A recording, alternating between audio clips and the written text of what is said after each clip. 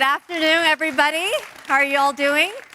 All right, it's such a privilege to be here today. And before I begin with the actual presentation, I'd like to share with you this video. See, this is when the back takes over for me. Thank you. The core, the essence of entrepreneurship is about making meaning. Those companies that are fundamentally founded to change the world, to make the world a better place, to make meaning, are the companies that make a difference. The idea of a company that has a social mission first and foremost. We're all moving towards a much faster cadence in terms of instant gratification from whatever we do, whether it's in media or politics, but building things that have a big impact on the world take time. How do we make sure every kid can read at grade level in 3rd grade? How do we make sure every kid is in a high quality preschool? How do we make sure that police-community relationships are okay? I'm worried that we'll spend all our time and all our energy and all our smart on profit, but really forgetting about people. We can crowdsource the world's largest study and empower each of us with our information, like let the people rise. We really can topple a $3 trillion industry. What do we care about? What is this for? Am I willing to value something else besides money?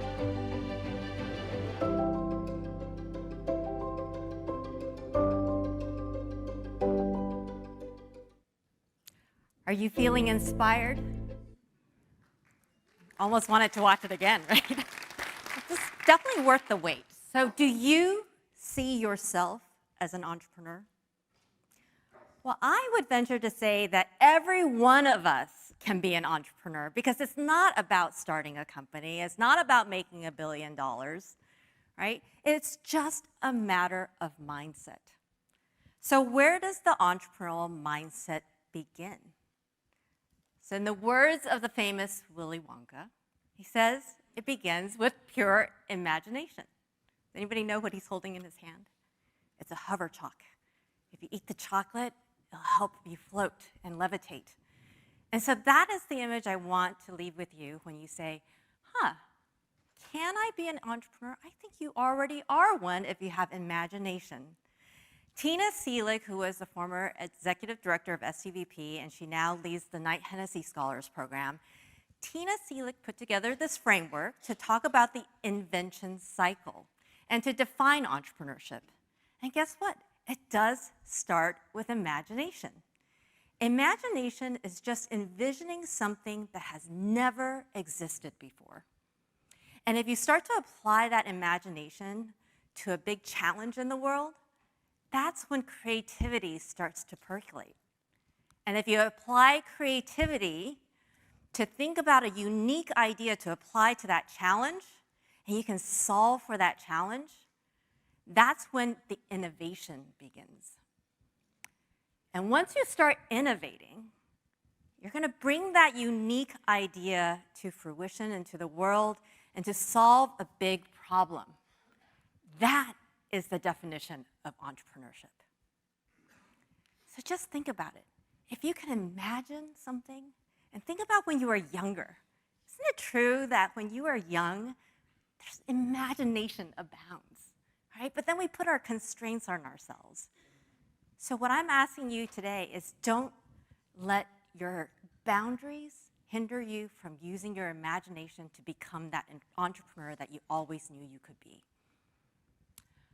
At STVP, the Stanford Engineering Entrepreneurship Center, our vision is to empower aspiring entrepreneurs to become global citizens who can create and scale responsible innovation. That is all of you. And so we want to empower you to be that global citizen, to create and scale those responsible innovations. So we are standing here in Silicon Valley, or you're sitting here in Silicon Valley, and we do stand on the shoulder of giants. So I wanted to give all of you a brief history of entrepreneurship in Silicon Valley. So I want to take you back about 115 years ago. Oh my gosh, how are you going to think about that? There are no cell phones, there was no internet. Some of you were around when there was no internet, but think even further back, a century ago, right? You couldn't even travel anywhere without getting on a ship. Well, there was a young Stanford graduate named Cyril Elwell, and he thought to himself, wouldn't it be incredible if I can imagine a way to take communication and be able to communicate with somebody all the way across the Pacific Ocean in Hawaii. So in 1909, he invented the Federal Telegraph, and he could demonstrate reliably that communication can indeed happen from San Francisco to Honolulu. Oh my gosh, that was mind-blowing to many people back 100 years ago. And if you fast forward just a few years later, radio technology took off. The Bay Area had 10% of the world's radio operators right here. And so that also opened up doors for many entrepreneurs. If you fast forward just a few years later, under the encouragement of Frederick Terman, William Hewlett and David Packard set up shop in Palo Alto, a little place called the HP Garage, right? So HP, most of you know that they are a hardware and software company. But did you know that their first customer was the Walt Disney production? They bought 8 audio oscillators to help produce the first full-length feature film. Does anybody know what that is? Which film was it? Fantasia. I can tell there's a film fan right there. Awesome. Fantasia. It's incredible what these technologies can do for our entertainment, for our improvement of life beyond just real hardcore technology. Fast forward a little bit, between the 40s and 60s, labs were created, Stanford Research Institute was established, Fairchild Semiconductor was established. They were creating and helping to produce silicon transistors at a lower cost, higher quality. That opened up even more doors. And then if you think about the 1970s, we just heard a presentation from Professor Ilya about VCs. How do they work now? But can you imagine a world where there was no VCs at all? Well, in 1970, I think it would probably be a good idea for startups to get some capital to bring all these amazing ideas to fruition. So the first VC firm was formed right here in Silicon Valley, and California was the home of many of these first VC firms. You probably know Sequoia Capital. So Don Valentine founded Sequoia Capital back in the 1970s. So in 1972, Sequoia Capital was created. In 1974, they created their first fund and invested in their first company, Atari. A long time ago, right? And then a few years later, after that, they invested in a small personal computing company, Apple Computers. And look where they are now. Speaking of personal computers, software development, personal computers started to just explode in the 1980s and the 1990s. And a little thing called the World Wide Web was introduced into the public domain on April 30th, 1990. What's the big deal about the World Wide Web, you say? Well, it helped every single person, including you and me, be able to put up our own websites with audio, with hyperlinks and images, and it gave the power to all of us to be able to influence what goes on the internet. I still remember being in my dorm room creating my first website ever with HTML. It was actually very nightmarish to do because just selecting a background took hours and hours. But now everyone can do it with so many different tools at our fingertips. That was the .com era, and it was so vibrant. Do you remember Yahoo back then as well? But then came the crash, of course, but we revived, so everything's okay. And if we fast forward a little bit more, we have mobile computing, and don't forget CRISPR on the other slide enabled gene editing technology as well. So not everything that was being created in Silicon Valley was about software. So gene editing technology came into place, mobile computing, social media, blockchain, and then finally now we're in the era of generative AI. So this amazing movement of entrepreneurship in Silicon Valley has really driven what we do here at Stanford University. So how does Stanford University fit into this amazing ecosystem? So there are many folks who are worrying about regulatory interests. There's also folks who are worried about infusing more capital. At Stanford University, we do what we think is our unique competitive advantage, which is educating the future entrepreneurs. So we are training them on not only how to think about applying technology and innovations, but also about helping their mindset as entrepreneurial leaders wherever they may go. At STVP, we work along 3 major pillars of work. One is research. You probably know and can count probably at least 10 different entrepreneurship centers across the world. What makes us unique here at STVP and at Stanford is we are sitting within the Management, Science, and Engineering department. So I know all of you are at the GSB, but come visit us sometimes in the School of Engineering because we also have an entrepreneurship center that's been around for 30 years. And we do research around what makes entrepreneurship work. So our professors are doing research such as, oh yeah, there are a lot of accelerators. But how do you know which ones work and which ones don't? We also do research around policies like antitrust policies. Right? That's been in the news lately as well. And does antitrust policies actually help or hinder innovation? Because many startups get started hoping to be bought out by these large companies too, right? And so antitrust, will it actually help more startups get a foot in the door? So along with the research, we also have teaching. We have many, many courses now for students to choose, but supply is always less than the demand amongst our students. And we have some very special courses as well, which are fellows programs. So we have 4 fellows programs. Some of you know Mayfield Fellows. That's been around for 25 years. The claim to fame with Mayfield Fellows is Instagram. Kevin Systrom went through that program. But many, many of our students who went through these fellows programs find it unique because they are a small cohort. And so I know you all went through the LEAD program, and think about your cohort and how many of them stay together and invest in each other and network and do great things together. So that is the spark and the magic of our fellows programs.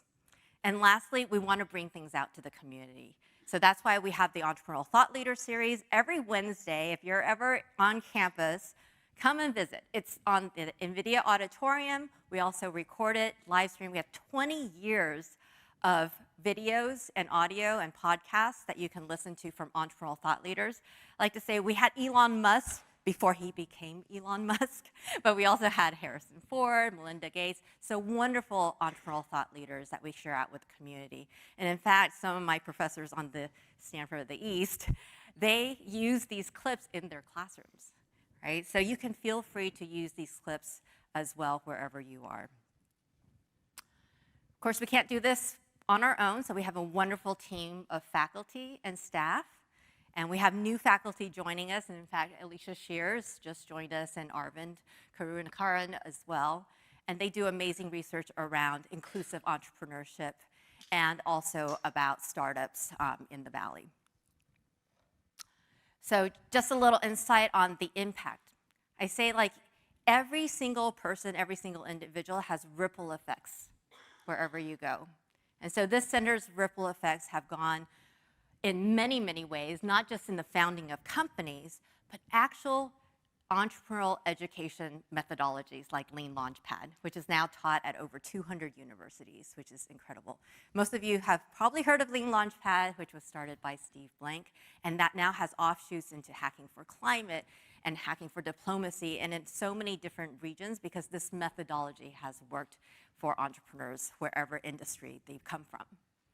And lastly, Tina Seelig, who I mentioned with the innovation cycle, went around the world with Professor Tom Byers to seed entrepreneurship centers across the world in Europe, Asia, Africa, and so their footprints are everywhere. So what's next? So I would like to say that entrepreneurship education has to evolve, right? I sense a paradigm shift in how we're going to be teaching entrepreneurship. 30 years ago, people didn't even think you could teach entrepreneurship, right? It was considered a vocation. You just go out and do, right? Learn the trades, learn the tactics. That is about to shift. And it's been shifting. So like I said, 30 years ago, we didn't think you could teach entrepreneurship. So we started with just the business plan, right? How do you even write a business plan? So all the students went to the classroom. Here's like the 5 different segments of business plan. What's the problem you want to solve? What's your market strategy, et cetera? Working away, ta-da, business plan. Let's go do this thing, right? However, with the advent of lean startup, they said, no, no, no. You can't just write your business plan and think you're done and go. You gotta get out of the building, right? So this is Steve's mantra with Lean Launchpads. Get out of the building, test your hypothesis. Does it even work before you go and build a darn thing? Like if you're an engineer like me, the joy is in the building of the thing, right? It's like, I'm gonna build this thing and somebody's gonna want it. It is a solution in search of the problem. No, that's not how entrepreneurship works. It has to work backwards. So these students are tasked with interviewing 100 customers or potential customers in 2 weeks. Can you imagine squishing all of this into 1 quarter, right? So they're out there, they're on their phones, talk about cold calls, right? It's like, okay, I'm gonna talk to 100, at least 100 if they want an A in the class, right? And they pivot. And if you come to one of our showcases, you'll hear these stories like, I was so excited, I talked to my first 10, they weren't so excited, and so I talked to the next 20, and I was so excited, and wait, they weren't excited either, so I'm gonna pivot, right? So they go into this like invention cycle of doldrums, and then they come back out, but they make many, many pivots as a result. Now, I would say with generative AI now, that paradigm of getting out of the building is going to shift again. Because can you imagine, like ChatGPT can probably take on some of those personas, right? Does it really make sense to go out and talk to 100 customers when you can ask ChatGPT to, or any generative AI, right, to take on these personas and tell you, what do you think my customers might think about my product? And I also think that generative AI can help you with cold start problems. It can probably help you with go-to-market strategies, right? And you have this like completely agnostic, I wouldn't say quite individual, but thinking partner to help give you feedback without any biases, right? They don't know you from the next entrepreneur.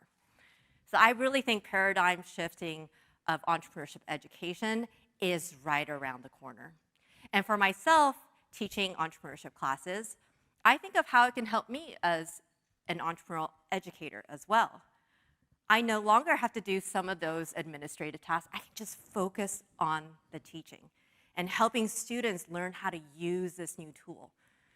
Just like the calculator, right? One of my old chemistry professors used to talk about how the first calculators, because they were used to using slide rules, but then they had to plug in these long cords to first use the calculators, but then they were like, wait a minute, this is a powerful machine. I can't just teach engineering the same way I've always taught it. I need to shift.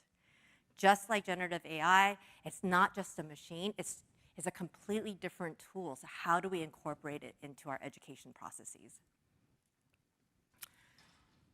And now we also have the rise of entrepreneurship. So Professor Ilya also threw out this term. You probably have heard this term now over the last 2 days, because entrepreneurship, like I said, is for everyone. And most of our students do not start companies right straight out of college. They go and work at big tech companies, right? They keep understanding how businesses work before they make that leap. So what does entrepreneurship mean? Astro Teller, who is the CEO of X, the Moonshot Factory at Google, now Alphabet, says this: making a moonshot is almost more than an exercise in creativity than it is in technology. This brings us full circle back to creativity, right? So use your imagination, creativity, innovation, and be an entrepreneur as well. So what does an entrepreneur look like? And many CEOs are asking their employees to have an entrepreneurial mindset, right? Can you create something new? There's disruption everywhere, right? Search is no longer search, right? People are finding answers in different ways. You need to launch new products. You need to keep iterating. You need to be comfortable with risk. And I think this goes really well with Professor Ilya's presentation. When you get into later stages, you become more risk adverse, but we're asking everyone to take a risk. So what are the risks that we are going to take as an entrepreneurship center? Well, if everyone knows how to use the business model canvas, how to do experiential entrepreneurship, get out of the building, well, what are you getting out of the building to do? And I always say it starts with you, because most of these students are just coming out of COVID. Did you enjoy COVID? I don't think anyone enjoyed COVID, right?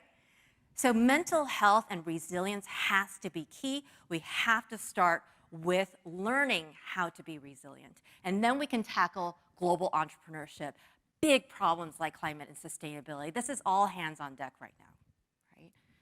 And we cannot forget that when we are stressed working on big problems, sometimes we take shortcuts, and shortcuts lead to ethical disasters. So we need to be very cognizant of how we are training our students to think about their own values and principles. So we have big, hairy questions that we want to answer in each 4 of these areas. So I'll start with this. And maybe you can answer some of these questions with us. What makes successful entrepreneurs resilient? As you heard, many of them fail, right? So how are you going to continue and be resilient in the face of failure so that you can see your ideas to that finish line? And there's so many headlines just recently. We pulled these just a couple of weeks ago, right? A new study says 75% of entrepreneurs are concerned about their mental health. They can't raise funding, people are leaving. What are they going to do? So Professors Rita Katila and also Michael Lepik are studying this. The last research that was done on this that I could find was 2018. And that particular study before COVID already shows that entrepreneurs are typically more on the spectrum, higher percentages of bipolar disorder. What is that? What makes that so? Is that a feature or a bug? I don't know, right? So we're going to have to study this a little bit more. And Jensen Huang, founder of NVIDIA, recently he says, oh, there's no way I would be an entrepreneur. Well, we captured him on ETL about 10 years ago.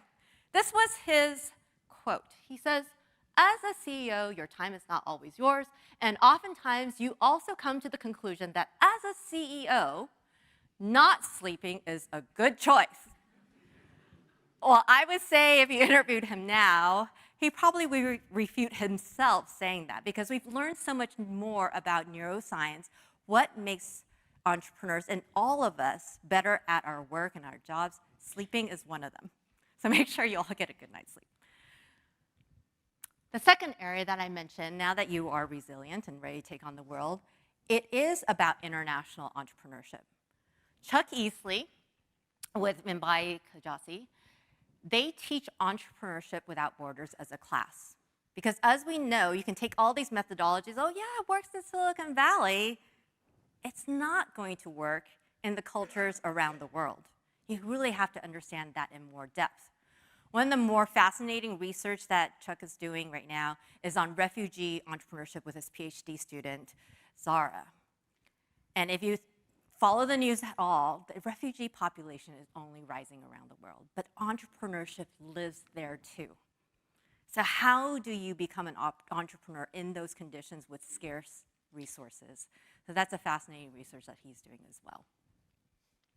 In the area of climate sustainability, we're not trying to compete with the Door School or ecopreneurship, but really understanding what makes climate and sustainability entrepreneurship unique. So we're not trying to ask students to accelerate their startup, right? Because everyone else is asking them to do that. What we're trying to figure out is, if you're going to be successful as a climate sustainability entrepreneur, what makes it unique? Today at the panel discussion, I heard something that I never heard before, which was that One of the things that makes it unique is that it has a wonderful community that supports one another. Right? That is probably different from all the other industries that are just competing with one another.